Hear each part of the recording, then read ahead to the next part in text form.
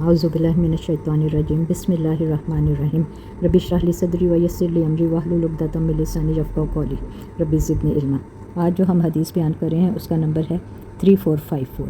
یہ حدیث احادیث الانبیاء سے لی گئی ہے اور صحیح بخاری کی حدیث ہے۔ حضرت حذیفہ نے بیان کیا کہ میں نے رسول اللہ صلی اللہ علیہ وآلہ وسلم کو فرماتے ہوئے سنا کہ ایک شخص کی موت کا وقت جب آ گیا اور وہ اپنی زندگی سے بالکل مایوس ہو گیا تو اس نے اپنے گھر والوں کو وصیت کی کہ جب میری موت ہو جائے تو میرے لیے بہت ساری لکڑیاں جمع کرنا اور ان میں آگ لگا دینا۔ جب آگ میرے گوشت کو جلا چکے اور آخری ہڈی کو بھی جلا دے تو ان جلی ہوئی ہڈیوں کو پیس ڈالنا اور کسی تند تیز ہوا والے دن کا انتظار کرنا اور میری راکھ کو دریا میں بہا دینا۔ اس کے گھر والوں نے ایسا ہی کیا۔ اللہ تعالیٰ نے اس کی راکھ کو جمع کیا اور اس سے پوچھا کہ تو نے ایسا کیوں کروایا تھا؟ اس نے جواب دیا کہ تیرے ہی خوف سے اے اللہ۔ اللہ تعالیٰ نے اسی وجہ سے اس کی مغفرت فرما دی۔ حضرت عقبہ بن عمر رضی اللہ عنہ نے کہا کہ میں نے آپ کو یہ فرماتے ہوئے سنا تھا کہ وہ بندہ کفن چوری کرتا تھا۔ اب اس حدیث کے بارے میں ہم آپ سے تھوڑا سا ڈیٹیل میں اللہ کا ڈر، اس حدیث میں اللہ کا ڈر اور اس کی خشیت کا ہونا بہت بڑی صفت ہے۔ اللہ کے علم والے بندوں میں ہی یہ صفت ہوتی ہے جن کو آخرت کا علم ہوتا ہے۔ اللہ کی معرفت اس کے ناموں اور صفات کا علم جان کر ہوتی ہے۔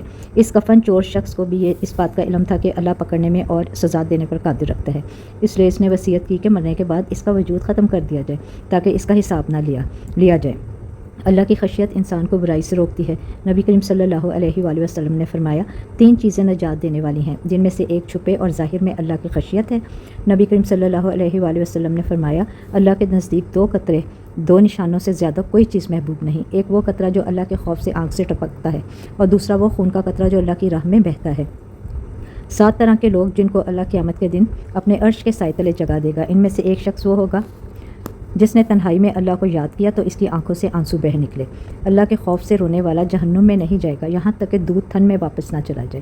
اللہ سے اس کی خشیت کی دعا مانگنی چاہیے، اے اللہ تو ہمیں اپنا ایسا خوف عطا کر جو ہماری اور تیری نافرمانی کے درمیان حائل ہو جائے، ایسی اطاعت کی توفیق عطا فرما جو ہمیں تیری جنت تک پہنچا دے، ایسا یقین جس سے ہماری دنیا کی مصیبتیں ہم پر آسان ہو جائیں۔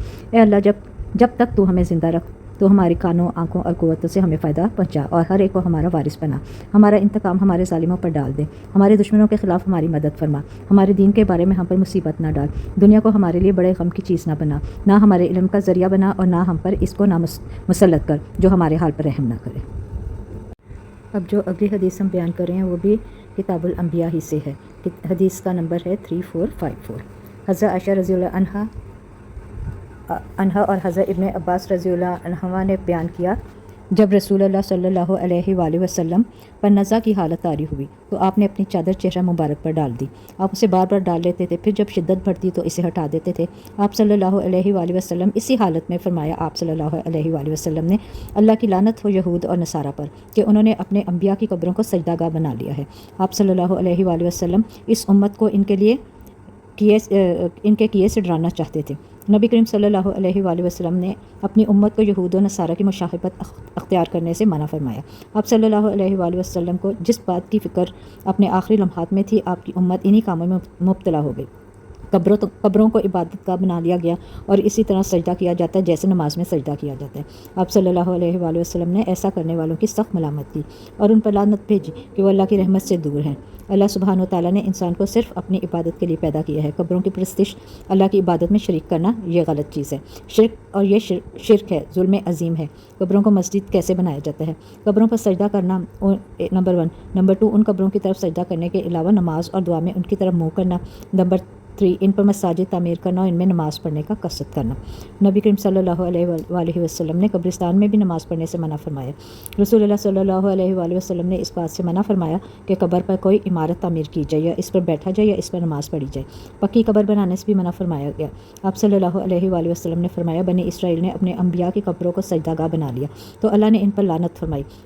تمام گناہوں سے بڑا گناہ شرک ہے، باقی گناہ جس کے لیے اللہ چاہے معاف کر دے مگر شرک کے لیے معاف نہیں کرے گا۔ حضرت عائشہ نے فرمایا ام حبیبہ اور ام سلمہ رضی اللہ عنہ نے رسول اللہ صلی اللہ علیہ وسلم سے ایک گرجم یعنی چرچ کا ذکر کیا جس کو انہوں نے حبشہ میں دیکھا، جس میں تصویریں لگی ہوئی تھیں۔ رسول اللہ صلی اللہ علیہ وسلم نے فرمایا ان لوگوں کا یہی حال تھا، جب ان میں سے کوئی نیک شخص مر جاتا تو لوگ اس کی قبر پر سجدہ کرتے، پھر قبر پر مسجد بنا کر تصویریں بھی لگا دیتے تھے۔ یہی لوگ قیامت کے دن بدترین مخلوق ہوں گے۔ آپ نے بد دعا بھی کی تھی کہ اللہ یہود کو غارت کرے اور انہوں نے اپنے انبیاء کی قبروں کو سجدہ گاہ بنا لیا۔ ایسے کام جن کی واضح ممانعت ہے اور لوگ مختلف تعویلات کر کے اور مختلف عزت تراش کر سمجھتے ہیں کہ ایسی جگہوں پر جا کر عبادت کرنے سے ان کو برکت، تسکینیت اور روحانیت حاصل ہوتی ہے۔ نتیجہ یہ نکلتا ہے کہ ایسا کرتے کرتے وہ شرک اکبر کو پہنچ جاتے ہیں۔